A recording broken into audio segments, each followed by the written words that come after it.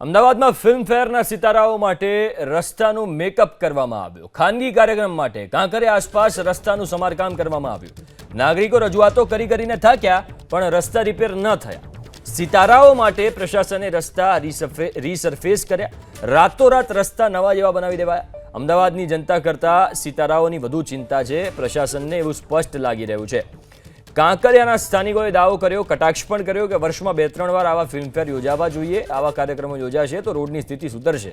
બોલિવૂડના સિતારાઓએ અમદાવાદની જનતાએ તમને ચૂંટ્યા છે, બોલિવૂડના સિતારાઓએ નહીં.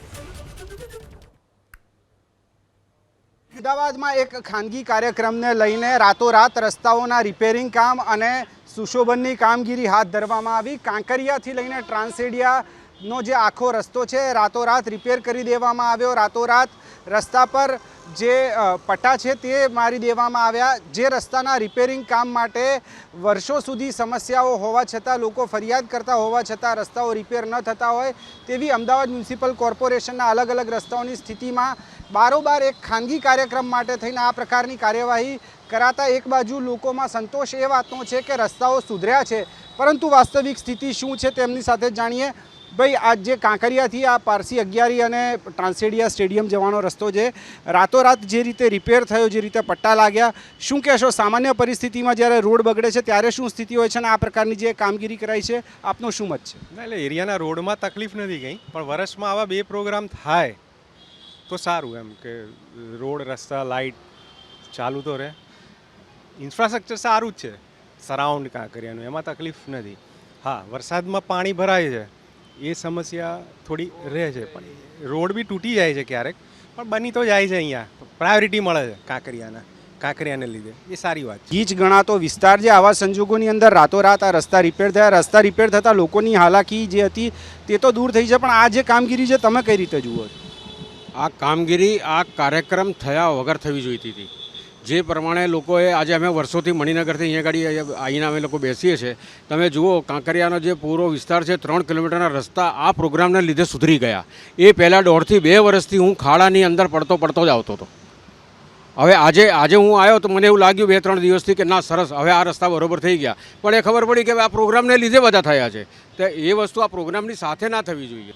નરેન્દ્ર સાહેબ આવે એટલે અમને સૌથી મજા એ પડી જાય કે હા, હવે બધું અમદાવાદમાં બધું લગભગ બધું સારું થઈ જશે, એવું અમને આનંદ થઈ જાય એમ. એટલે સાહેબને પણ વિનંતી છે કે વર્ષમાં 1-2 આંટો અમદાવાદમાં મારે. તમે શું કહેશો? આ જે પ્રમાણેની કામગીરી કોર્પોરેશન કરતી હોય છે, ક્યાંક કામગીરી થયા બાદ લોકોની હાલાકી જે છે તે દૂર થતી હોય છે, પણ સામાન્ય સ્થિતિમાં જે હાલાકી પડતી હોય છે તે બાબતે શું કહેશો? કોર્પોરેશનની કામગીરી તો એ એમની રીતે ચાલતી જ હોય છે, પરંતુ ગોકળ ગાય ગતિએ થતી હોય છે, ધીમી લોકલ ટ્રેનની જેમ. પરંતુ આ પ્રોગ્રામને કારણે વંદે ભારત કરતાં સુપરફાસ્ટ બુલેટ ટ્રેનના હિસાબે થઈ છે અને પ્રોત્સાહિત છે કે સારું કામ કર્યું છે કોર્પોરેશને. ને આવું કામ કરતા રહે. જો એકા ક્લબમાં વર્ષમાં 3-4 આવા પ્રોગ્રામ થાય તો અમારો એરિયા ઊંચો આવી જાય ને સુધરી જાય, સારું થઈ જાય. તમારું શું કહેવું છે આ સમગ્ર મુદ્દે? જ્યાં એક બાજુ રસ્તાઓ છે તે બિસ્માર હોય ત્યારે ઠેર ઠેર એ અહેવાલો આવતા હોય છે કે લોકોના જીવ જતા હોય, ક્યાંક ખાડામાં પડીને કમર તૂટતી હોય, એ પ્રકારની સ્થિતિ હોય. આ પ્રકારના કાર્યક્રમમાં બારોબાર રસ્તાઓ ઓવરનાઇટ જે રીતે સુધરી જતા હોય છે, તમારું શું મત છે? તમે આ વિસ્તારના સ્થાનિક છો.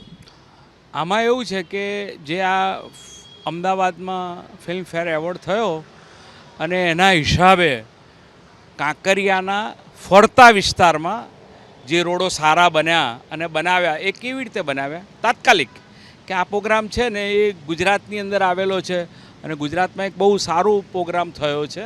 એના હિસાબે આ લોકોએ આજુબાજુના વિસ્તારની અંદર સારી કામગીરી કોર્પોરેશને કરીને રોડો બનાવ્યા છે. પણ આ પહેલાં જે રોડોની કામગીરી ખૂબ ખરાબ હતી, એના માટે કોર્પોરેશનને કહું છું અને જે તે ખાતા વિભાગવાળાને કહું છું, ગટર વિભાગમાં કહું છું કે જે પાણી ભરાય છે, જે પરિસ્થિતિઓ થાય છે અને એમાં બાળકો, સ્કૂલો છે ત્યાં અહીંયા દીવાન વલ્લભભાઈ માધ્યમિક શાળા, ત્યાં બાળકો સ્કૂલે ભણવા આવતા હોય છે અને એ ખાડા ખૈયા હોય અને બાળકોને સાયકલ લઈને આવે અને ખાડામાં પડી જાય અને ન કરે નારાયણને પાછળ જો સ્કૂટર કે રિક્ષા આવતી હોય તો ઇન્સિડન્ટ બને.